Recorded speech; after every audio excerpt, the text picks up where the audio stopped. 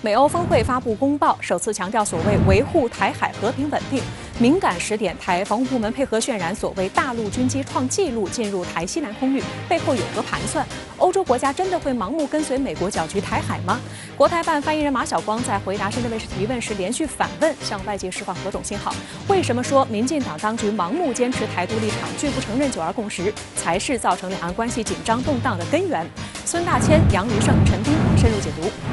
从G7到北约峰会，再到美欧峰会，美方主导一系列公报，连打恶华台，无理干涉中国内政。但德国总理默克尔和法国总统马克龙相继在北约峰会后强调，中国既是合作伙伴，也是竞争对手，试图缓和表态有何玄机？CNN 为何认为拜登向G7和北约反复施压，但欧洲领导人并不愿被美国拖入一场摊牌？程巧和赵晨在线分析。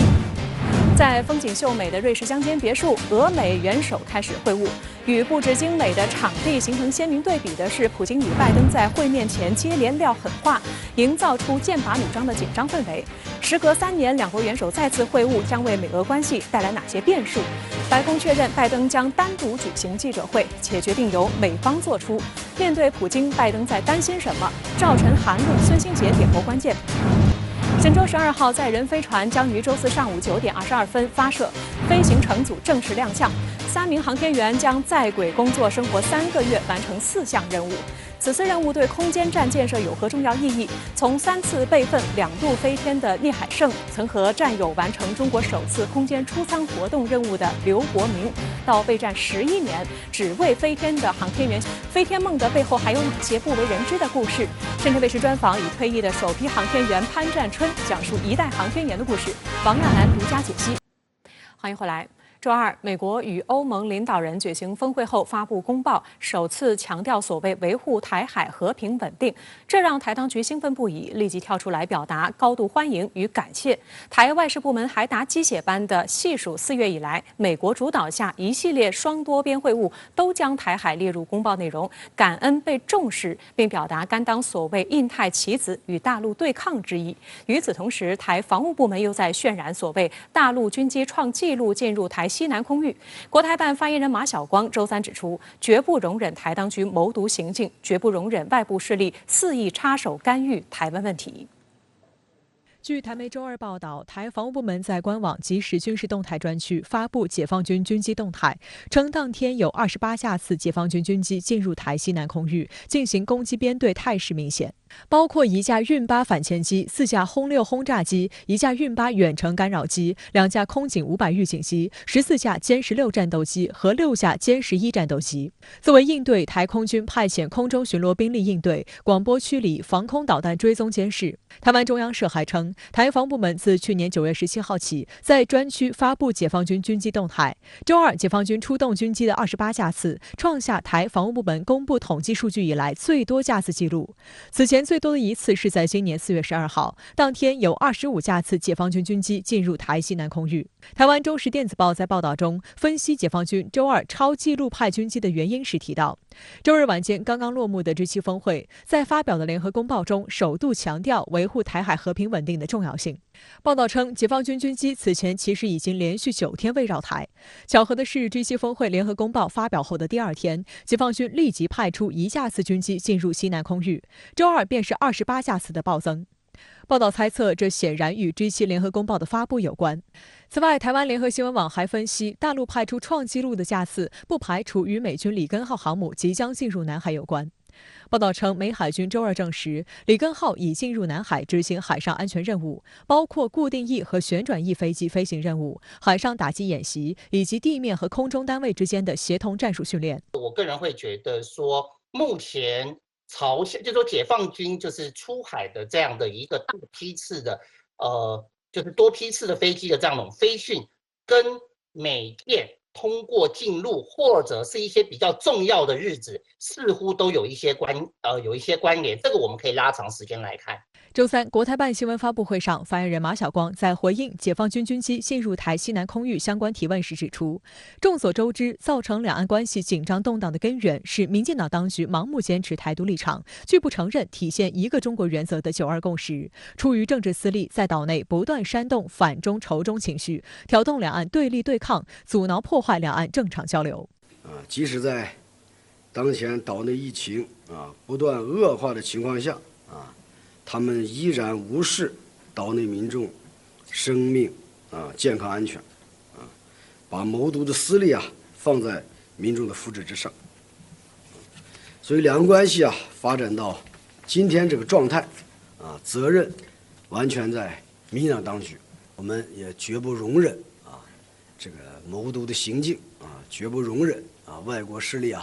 肆意插手干预台湾问题所以我们有必要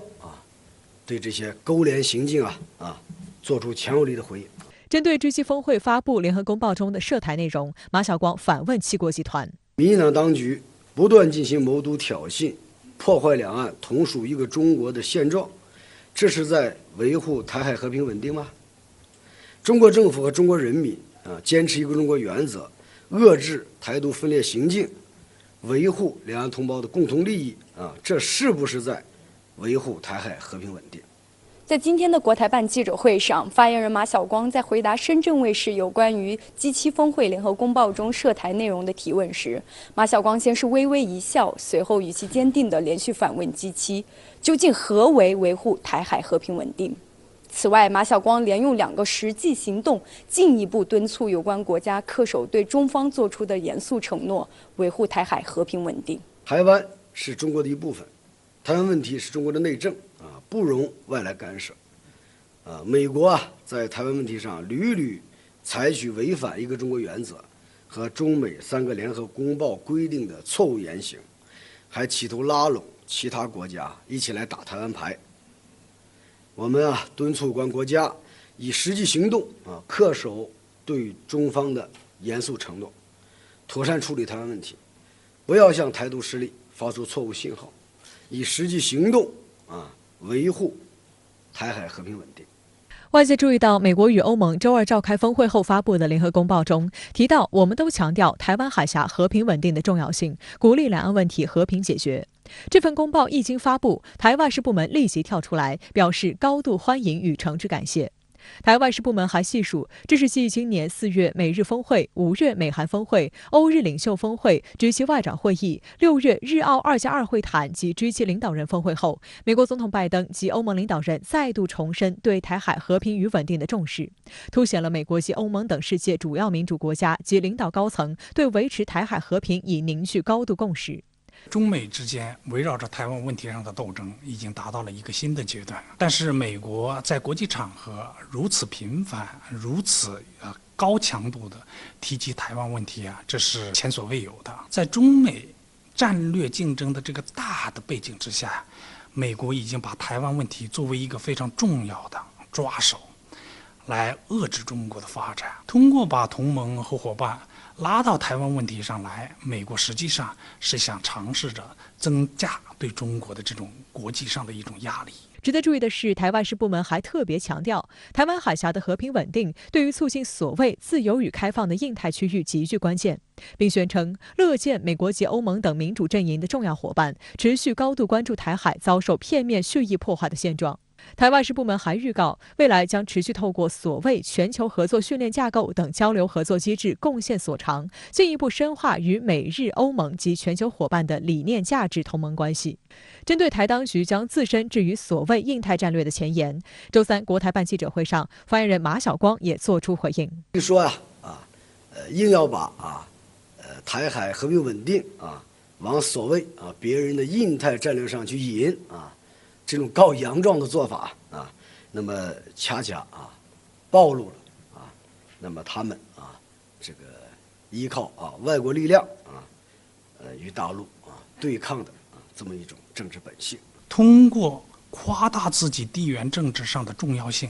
来凸显自己在国际社会中的一种地位，实际上是向西方国家发出一个强烈的信号，也就是我重要，不要抛弃我。第二个的话呢，也显示出台湾目前呢，这个尝试着要进一步扩大自己的所谓的国际空间，增强自己在国际社会中的存在。另外，美国国务院东亚及太平洋事务助理国务卿被提名人克里滕布林克周二在出席国会参议院外交委员会任命听证会时声称，台湾是美国的民主伙伴，最重要的伙伴，我们有责任在各个领域进一步发展我们与台湾的强劲关系。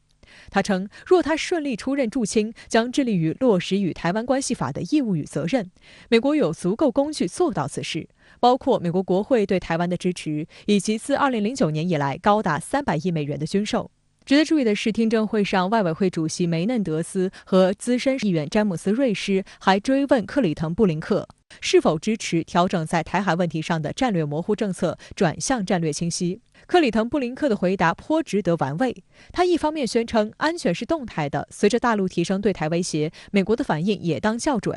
另一方面，他又表示对现存政策架构有信心，反映出美国对台政策的变与不变，仍然承认中华人民共和国是中国的唯一合法代表，美国也不会支持台湾谋求所谓的独立。一些重要的问题上，美国对台政策是会保持它的稳定性，保持它的不变。但同时我们看到动态实际上是一种变化，通过把更多的国家、更多的盟友、更多的伙伴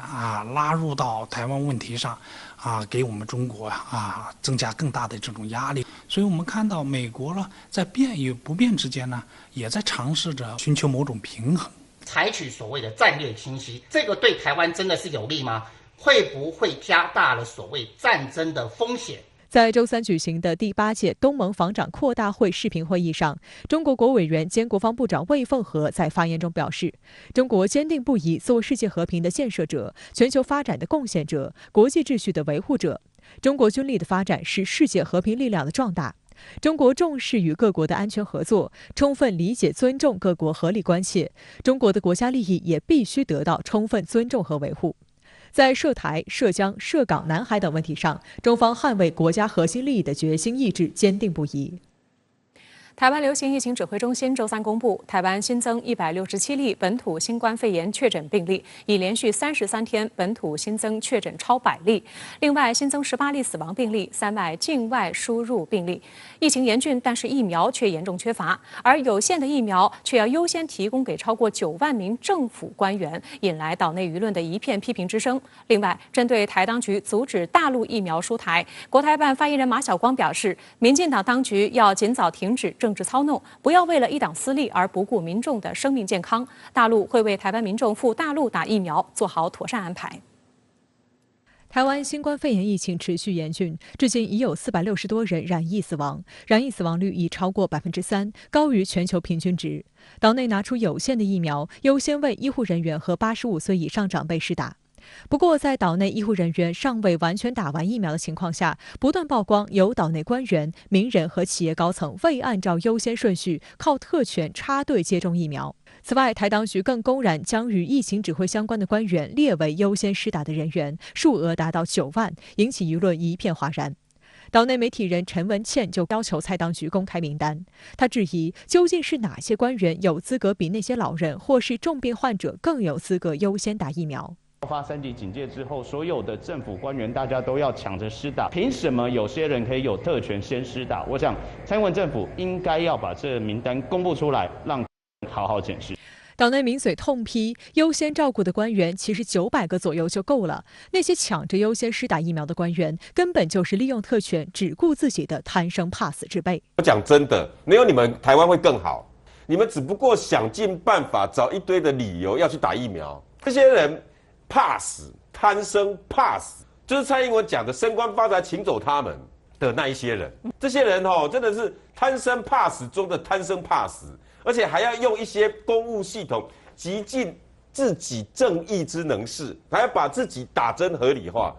此外，台湾岛内为数不多的疫苗还被民进党当局优先分配给了台军一线部队。台军官方发布消息称，为台军一线部队接种了新冠疫苗，但按照台湾地区防疫指挥中心此前发布的接种优先顺序集，这些军人最多只能算第7类人群。可能担心舆论反弹，台湾军方在发布这一消息以后不久就删掉了这一新闻。本土疫情持续严峻，疫苗短缺造成严重民怨。蔡英文的官方脸书从5月底开始，几乎每篇贴文都被网友留言洗版，质疑当局防疫政策失败。台行政部门主管苏贞昌脸书也遇到相同情况。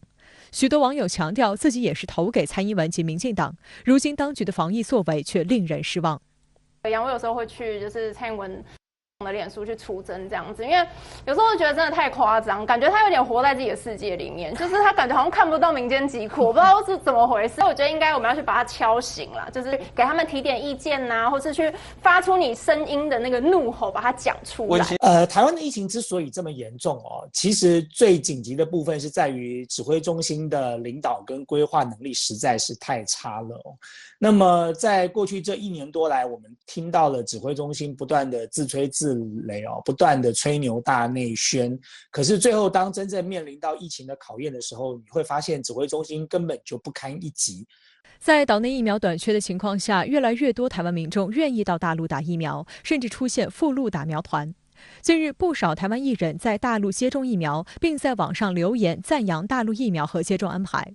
今年4月中旬以来，大陆按照同等待遇原则，各地陆续启动在大陆居住台胞疫苗接种工作。而据不完全统计，截至5月31号，已有6.2万在大陆台胞赴大陆接种疫苗。而近1个月以来，岛内一些政党、县市、团体和人士不断呼吁开放引进大陆疫苗，或购买上海复星医药集团参与研发和代理的德国拜恩泰克公司的 mRNA 新冠疫苗。不过，民进党当局一直拒绝引进。对于台当局一再为大陆疫苗涉阻，国台办发言人马晓光周三表示，截至6月14号，大陆已接种疫苗超9亿剂次。国药和科兴2款被世卫组织认可的疫苗，在90多个国家和地区获批上市或紧急使用，向全球供应超3.5亿剂，充分显示出大陆疫苗具有良好安全性和保护力。人们不禁要问，为什么全球不同种族、不同肤色的人们都能用的疫苗，血脉相连的台湾同胞却被剥夺了使用的权利？难道操弄两岸对抗、谋求一党私利，比民众的生命健康安全更重要吗？而对于有台胞希望来大陆接种疫苗时可以有更灵活的配套措施的声音，马晓光则表示，部分台湾同胞有这种建议，心情可以理解。但当前核酸检测和隔离是各国家和地区通用的基本的防控策略，境外入境人员抵达大陆后都要做核酸检测并进行隔离，这是对机组人员及旅客负责任的做法，也是对两岸同胞生命健康安全负责任的做法。如果漏掉哪怕一个感染病例或者是密接者，也们都会造成双方防疫的破口，不符合两岸同胞的共同利益，所以还是按照大陆的有关政策办尽管可能会增加一些时间和成本，但呢会把好事办好。好的，马上来连线特约评论员陈斌。陈先你好。那么昨天呢，解放军派出28架战机进入台湾西南空域，蔡当局叫嚣是最大规模，那您怎么来看待这一现象呢？主持人好，首先呢，人们想知道的是谁下令了这个解放军飞出最大规模的战机阵容进入台湾的西南空域？是美国国防部所指的所谓中国大陆在破坏台湾稳定吗？台湾海峡呢本来是稳定的，但真正迫使解放军出动大规模军机巡航台湾的是外国干预势力，是为了遏制台独势力。台湾呢是中国的一部分。世界上只有一个中国，这是众人皆知的原则。今年初呢，在美国新任国务卿布林肯的首次电视采访后几小时，那么中国外交高官杨洁篪呢就明确警告美国的新政府，在4个议题上碰不得，也就是台湾、香港、西藏、新疆问题，因为呢这些事这个涉及中国主权和领土完整，关乎中国的核心利益和民族尊严。牵动14亿中国人的民族感情是碰不得的。在美国3名国会议员乘坐军机窜访台湾以后，也就是6月11日，杨洁篪应邀与布林肯再次通电话，给美国再次画下红线，重申台湾问题事关中国主权和领土完整，涉及中方核心利益，敦促美国慎重处理涉台问题。但是接下来的美国总统这个欧洲行一路上是越过红线，干预中国内政。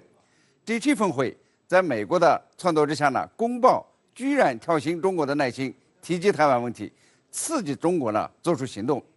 接下来的美国与欧盟峰会上，这个美国呢故伎重演，同样干预台湾事务，还宣称什么呢？维护台海和平与稳定。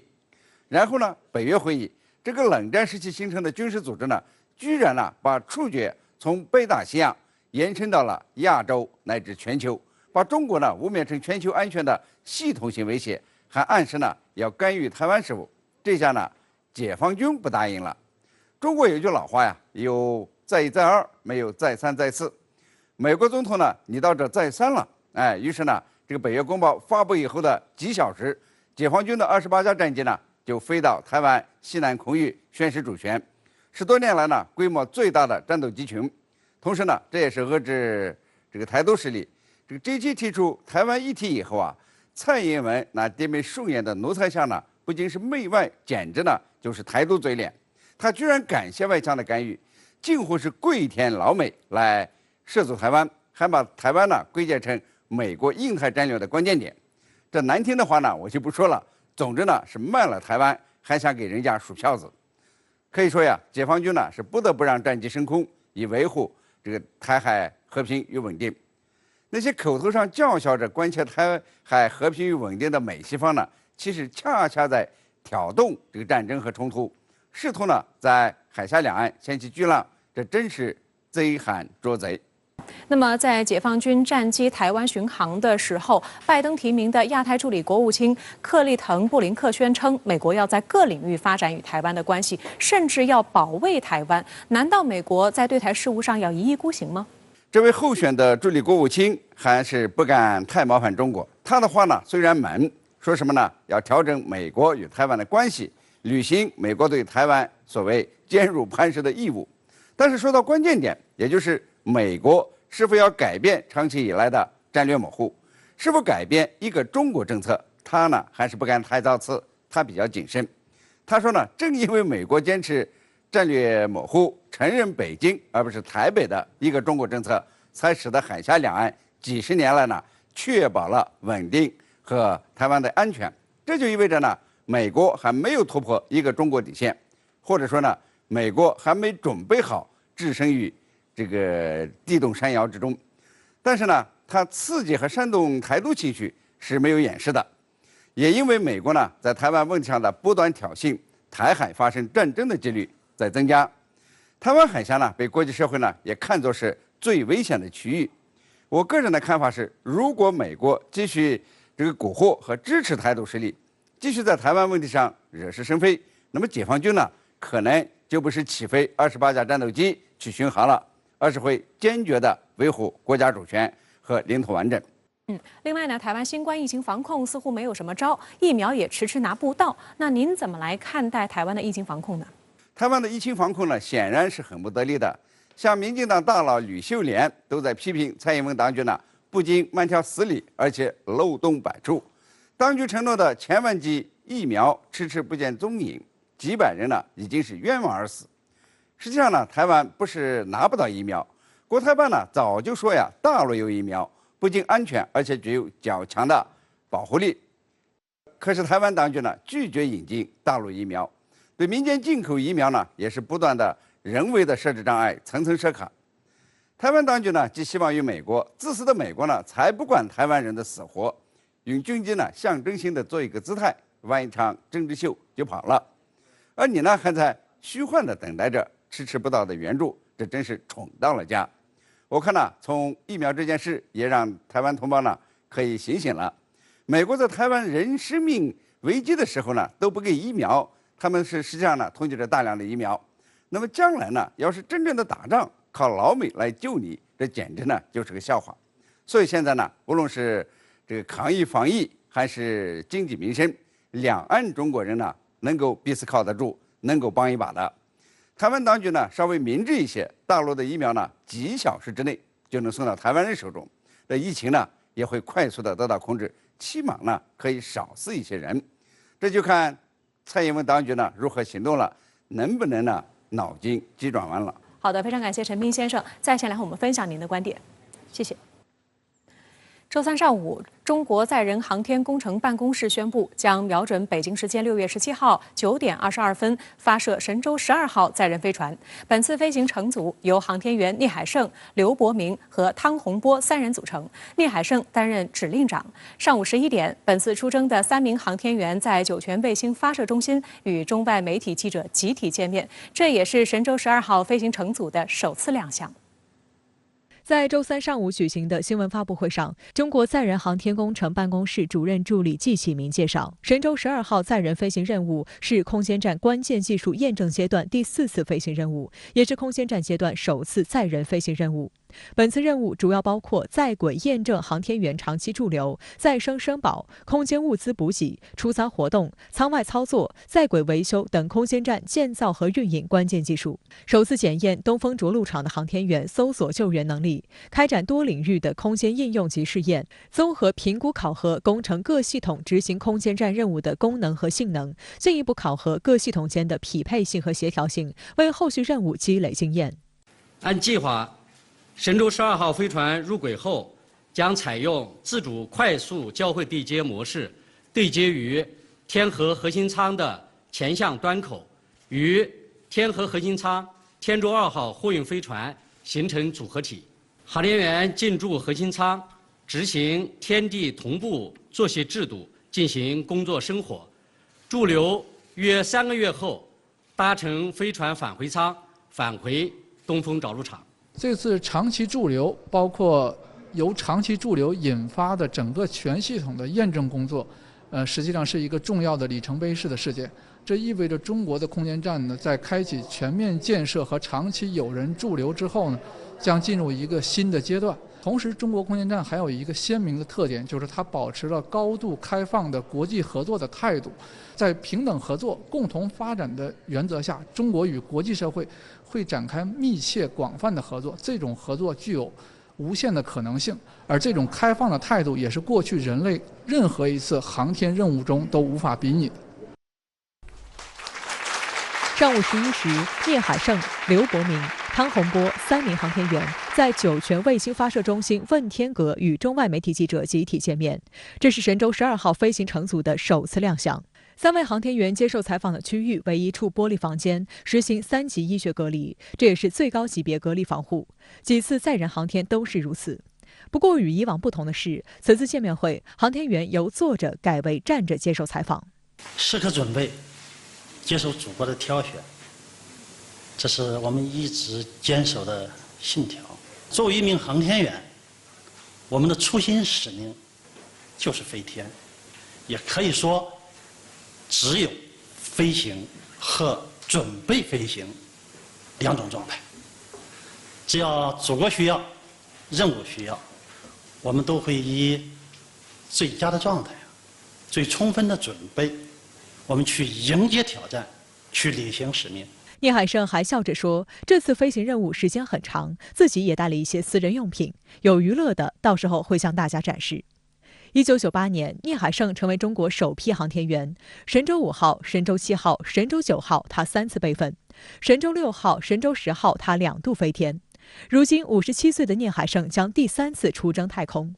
聂海胜曾说，我已年过半百，但为航天事业拼搏的心依然年轻，只要国家和人民需要，我就会勇往直前，在浩瀚天宇继续飞出中国龙的轨迹。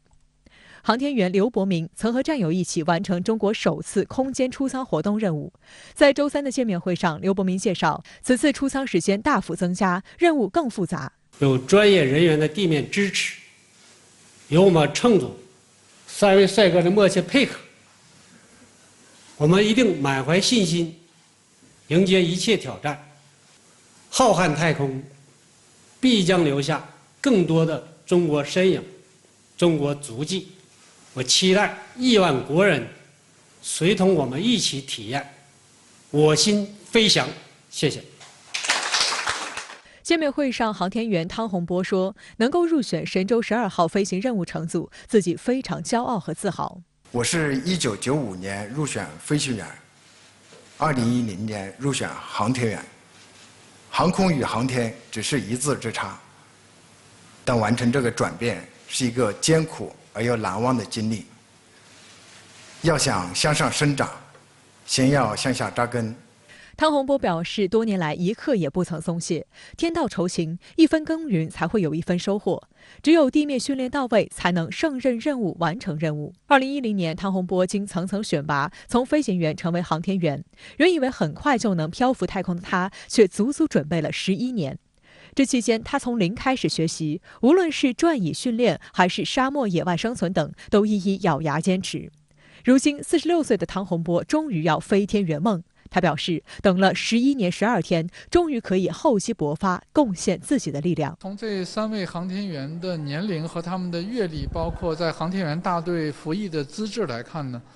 这3名航天员是构成了一个很好的搭配。我们所有的航天员都是从最资深、最优秀的飞行员中选拔出来的，他们的身体素质和心理素质本来就异于常人，或者说比普通人要更加的优秀。那这样的人在经过长期的航天员的培养和状态保持的这种训练之后呢，他们可以相对比较长的保持自己的工作状态。这也是聂海胜可以第3次出征太空，并且在57岁的时候第3次出征太空的重要原因。1998年1月5号，中国航天员大队成立。23年来，从空军飞行员中选拔了2批，共34名航天员。他们执行任务的身份主要是航天驾驶员。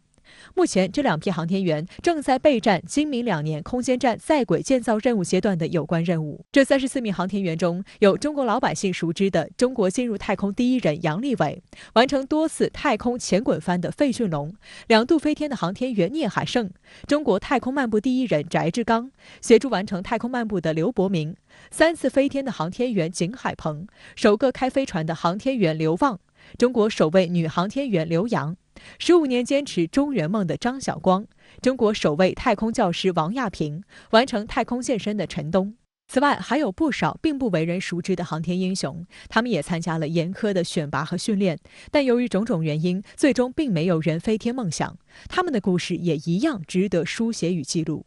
深圳卫视就曾独家专访已退役的首批航天员潘占春，他曾经与杨利伟一起入选第1批14名航天员。当时我参选航天员的时候，也仅仅是30出头，还是有很多情怀和梦想在里面。我们很多战友也非常期待的那一次选拔，非常积极地投身到这种选拔和训练当中。最后经过层层选拔，我们选拔第1批航天员，挑选了14名航天员，组成了咱们航天员大队。据潘占春介绍，航天员在训练中要承受超重、失重、低压等特殊环境因素的严峻考验，挑战的是生理承受极限。在普通人看来，就是各种魔鬼式训练。举一个例子吧，就是航天员正常有一种训练叫超重训练，就是每当咱们飞船发射和返回的时候，航天员的身体都要经历这种超重的环境。为了保证这个能顺利完成任务，飞船发射的时候和返回的时候，航天员一般要承受5个G 的这种重力加速度。简单解释呢，就是相当于5位自己的身体重量压在身上。为了保证顺利完成任务，航天员在日常训练当中要训练到8个G，要有一个余量。你想想，8个自己的重量压在身上是一种什么感觉？当时是在舱内有2个操作按键，一个是警报键，一个是问答键。问答键是根据它的一个随机闪烁的这种灯光，你要做按键操作问答。警报键呢，就是说，当你身体出现无法忍受的困难的时候，你可以按下报警键，就是终止训练。但是到现在为止，航天员在正常训练的时候，这个报警键没有一个人按响过。俄美元首开始会晤，白宫确认拜登将单独举行记者会，且决定由美方做出。面对普京，拜登在担心什么？赵晨、韩露、孙兴杰点拨关键。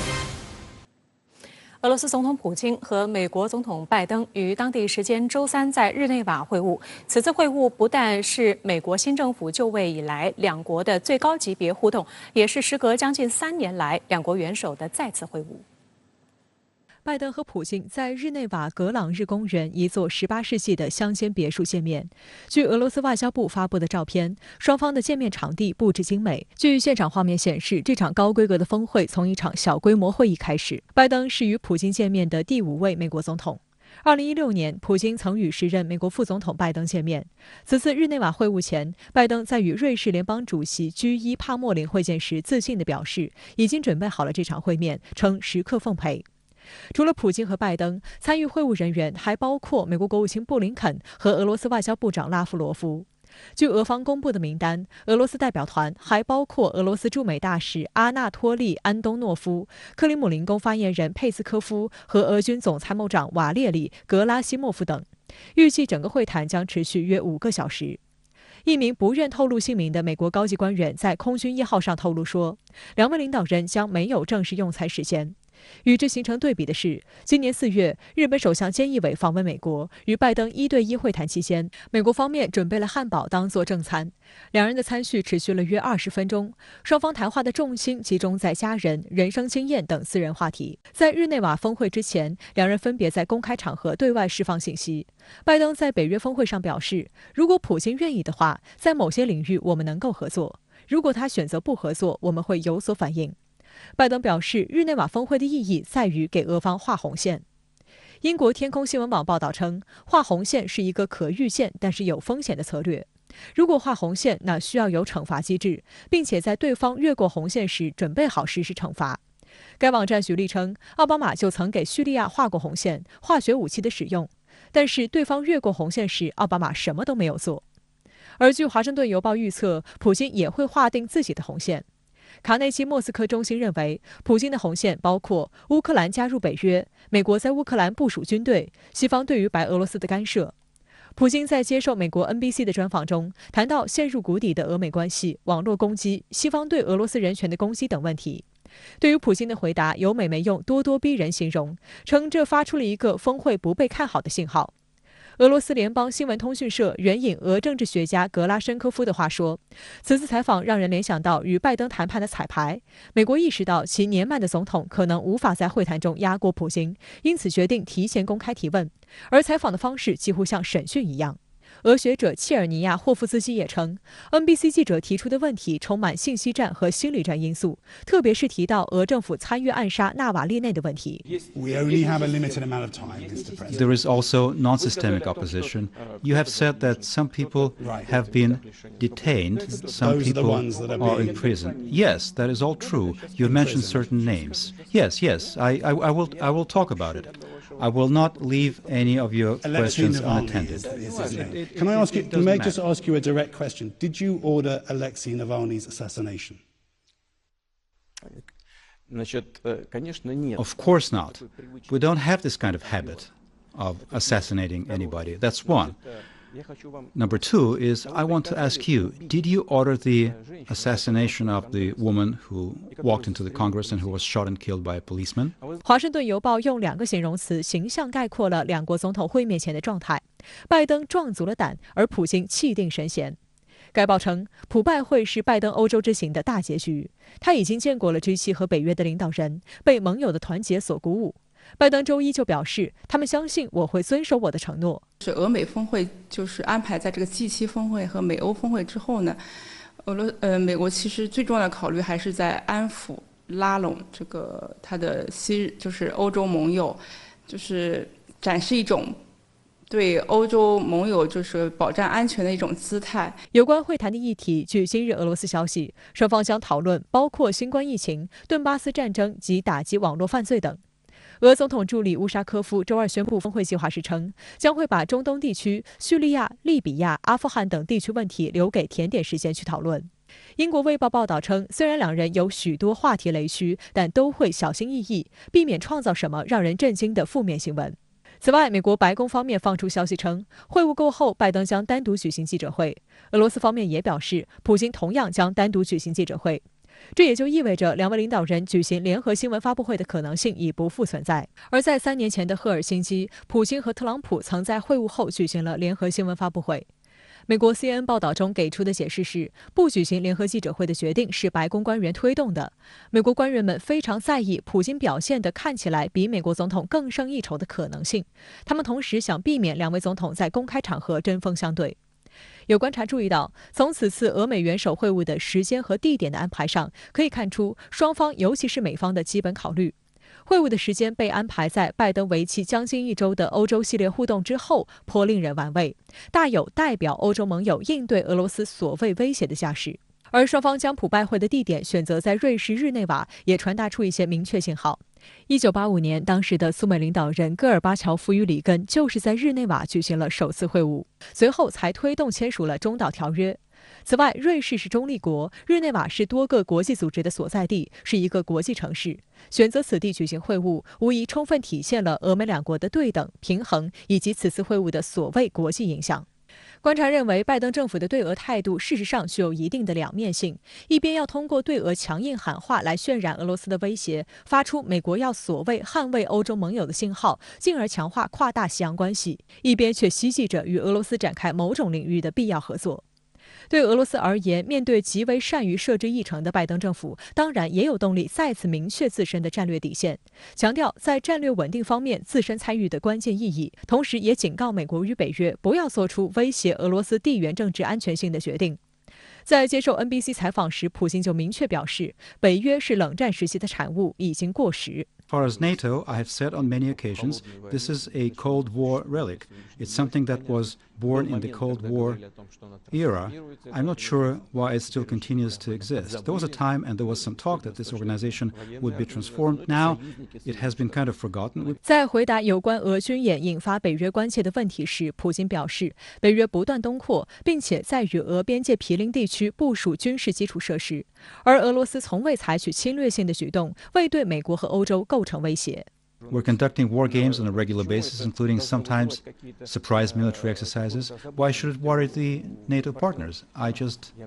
don't understand this. 美欧峰会周二发布声明，提及一系列涉华问题，并无理指责中国。对此，中方表达强烈不满，坚决反对。中国外交部周三表示，美欧应该做的是反省自身存在的严重问题，他们没有资格充当别国的教师爷。美欧峰会周二在布鲁塞尔举行，峰会声明提及新疆、西藏、香港、台湾、东海、南海等一系列涉华问题，无端指责中国所谓经济胁迫和传播虚假信息。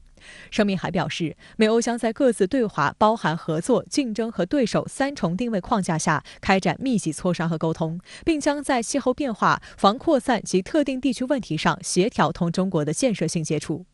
对于美欧峰会声明涉华论调，中国外交部发言人赵立坚周三表示，声明的有关内容远远超出正常发展双边关系的范畴，无理干涉中国内政，制造和散布虚假信息。中方对此强烈不满和坚决反对。美国和欧盟应该做的是反省自身存在的严重问题，他们没有资格充当别国的教师爷。赵立坚表示，中方反对任何国家把自己的利益和要求强加于别国，反对搞针对第三方的小圈子和集团政治，反对以意识形态划线来割裂世界。中国驻欧盟使团周三也表示，欧美峰会声明通篇充斥着陈旧过时的冷战联合思维和集团政治论调，这种拉帮结派、搞小圈子的做法逆历史潮流而动，完全不利于国际和地区的和平与稳定。拜登这次访欧连续参加了这几次的这个峰会，那实际上呢都带有鲜明的这个美国的意图，也就是说要胁迫大西洋伙伴跟随美国那实际上呢是要构建一个所谓的遏制中国的一个包围圈。那么非常可惜的是呢，这次欧盟峰会没有抵挡住这个美国的要求。美欧峰会结束意味着拜登欧洲之行中拉拢盟友的部分落幕。从美英峰会、G7峰会到北约峰会、美欧峰会，拜登这一趟欧洲行中得到几份写上中国问题的声明，却也更清晰地暴露出美欧以及欧洲国家之间的分歧。周一，德国总理默克尔和法国总统马克龙相继在北约峰会后发表对华政策应当找到适当平衡，以及中国既是合作伙伴也是竞争对手等言论。媒体解读这是两人试图缓和北约对华强硬立场，淡化北约对华尖锐措辞。作为欧盟中2大重要经济体领导人，默克尔和马克龙在北约峰会期间的对华表态，与几天前出席 G7 峰会的相关言论一脉相承。默克尔当时表示，相比于与华对抗，他更依赖于与华合作。马克龙在 G7 峰会后明确表示 ，G7 不是敌对中国的俱乐部，在应对气候变化、国际贸易以及发展政策等问题上，七国集团成员仍要同中国一起努力。而意大利总理德拉吉则表示，西方必须在关键领域与中国合作，尤其是在气候变化方面。就连美国媒体也对美欧联手应对中国持谨慎态度。美国有线电视新闻网称，拜登向 G7 和北约施压，可欧洲领导人谨慎行事，他们仍不愿被美国拖入一场摊牌。《纽约时报》评论说，拜登认为中国的崛起是美国及其盟友面临的主要挑战。虽然北约可以发挥作用，但与中国有着深厚贸易关系的全球最大经济集团欧盟也可以发挥作用。而在欧洲人眼中，中国并不是华盛顿所认为的重大威胁。以法国和德国为首的这个欧洲呢，在一系列的问题上并不认同美国的做法，而且中欧之间的这种利益的相互的联系非常的紧密。那么这也是欧洲方面的不愿意放弃的。这个欧洲人虽然说现在在美国给出了一点甜头的情况下呢，有所跟进，但是在根本的经济利益问题上，与美国还是存在较大的差距的。而这方面呢，他也是不愿意就此和中方翻脸的。好，相关的话题马上来连线特约评论员孙兴杰。孙先生你好，那么目前呢，美俄元首普拜会仍在日内瓦进行，那么您对这次峰会有什么观察呢？拜登和普京的日内瓦会晤可以说是这次拜登欧洲之行最后也是最受关注的一次会晤，甚至可以说在此之前进行的一系列会晤和峰会，在某种程度上是为这次日内瓦会晤进行铺垫。尤其是拜登在飞往日内瓦之前与欧盟领导人会晤，其象征意义就在于美国代表欧盟甚至北约与俄罗斯进行谈判，携盟友来威慑俄罗斯，这样的套路拜登用了不是第一次了。当然，对于拜登的小心思，俄罗斯并不买账。在会晤之前呢，俄罗斯大大降低了美俄首脑峰会的预期，认为双方不会达成协议，这无异于给拜登打脸。对于两国领导人来说，此次峰会首先是一场备受关注的外交秀。在媒体高度发达的时代，首脑外交带有强烈的仪式性和表演性。双方能否实现外交妥协，主要依靠双方职业外交官的努力，但是现在双方都在降低预期。显然，对于实现外交妥协或者就有关议题达成的重大突破，几乎是不抱希望。与其说双方为了实现重大的外交成果，不如说是借此机会各自陈述立场。会后双方也不会举行联合记者会，而是各自见媒体。这次日内瓦会晤如果能够实现双方关系的触底，其实也算是重大的突破了。这也是美方为何一直强调要构建可预测的美俄关系的原因。那么拜登结束普拜峰会之后呢，就将结束首次访欧行程。那么他在与欧盟领导人会面后发表的声明当中，又把中国带上了。那您对此如何来看？您如何来评估他这次访欧猛打制华牌呢？拜登的欧洲之行将拉拢盟友，共同遏制中国作为一条主线。在一系列的会晤和峰会中，中国成为最重要的不在场的与会者。我想从另外一个方面体现了中国这些年的发展成绩。中国已经不是过去的中国了，而是受到美国强烈关注，甚至引起美国焦虑的中国。拜登的欧洲之行塑造了一团和气的气氛，但是难掩欧美之间的重大分歧。没有谈及的问题可能比报道的新闻更值得关注。比如说美国国安局监听欧洲领导人的问题，如果信任欧盟，美国的情报机构为什么还要监听呢？北约峰会看起来很热闹，发表了很长的声明，尤其是北约秘书长斯托尔滕贝格最近表现得非常的积极。但是我们回想一下，这个冷战时期的军事机器被特朗普说是过时的机器，被马克龙说成是脑死亡。那么这个机构在拜登上台之后好像是复活了。难道拜登治好了北约的脑死亡吗？其实并没有。所谓的北约2030的文件不过是增加了北约的任务，把中国视为北约的威胁。马克龙对于这样的治疗方案并不买账，他说北约是北大西洋地区的同盟，跟中国没有关系。换句话说，欧盟反对北约防范范围的扩大化，更不愿意把北约变成与中国对抗的军事机器。好的，非常感谢孙先生在线来和我们分享您的观点，谢谢。